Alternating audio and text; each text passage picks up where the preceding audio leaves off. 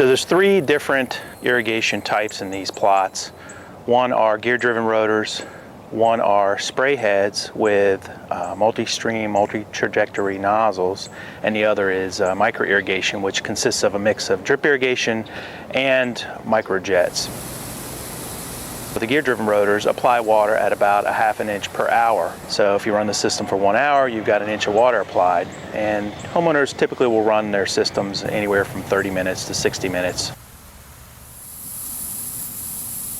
The spray heads with the multi-stream, multi-trajectory, or MSMTs, apply water also at about a ½ inch per hour with the brand that we're using. Some other brands vary a little bit. The one we're using applies a ½ inch per hour. So again, if you run the system for an hour, then a ½ inch of water will be applied.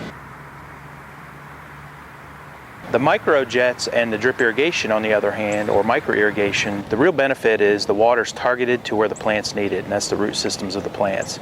So there's not a lot of area other than the plant root systems that gets irrigated.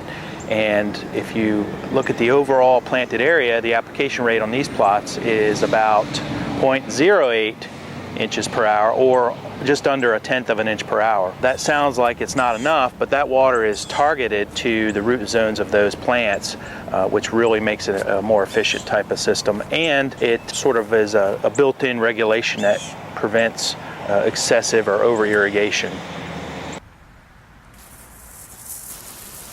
Fundamentally, the front yards are what we're calling traditional landscapes, a bulk turfgrass area, and then a smaller ornamental area. It all gets irrigated at the same time. The ornamental plant material is not separated and zoned different from the turf grass, and we see a lot of that as the typical in Florida. I know it's not everywhere, but we recommend hydrozoning those ornamental areas so that they're on a different valve. You can irrigate them different amounts. We're looking at some of the details here of the irrigation system. What we've got here in each of these assemblies is a manually read irrigation meter, followed by the valve, and connected to the valve there's a black box here, which is a decoder. This is a 2-wire system.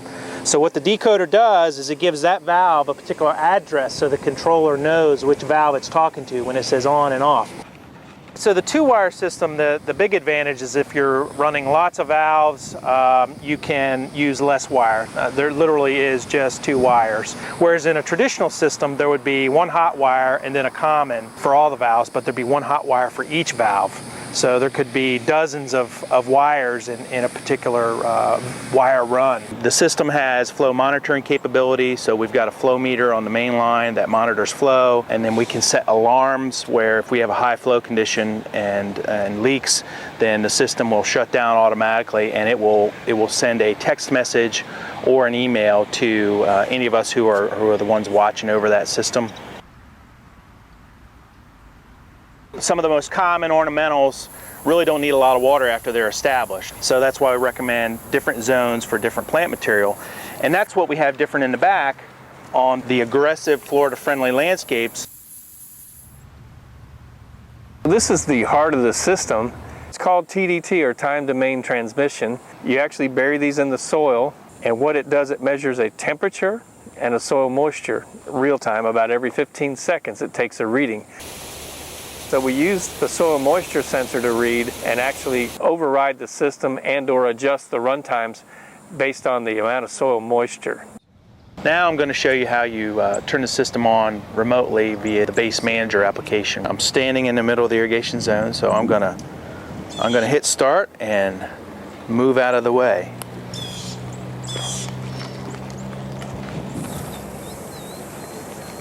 This one's a manual run, and it'll run for about a minute unless I shut it down, which I'm shutting it down now.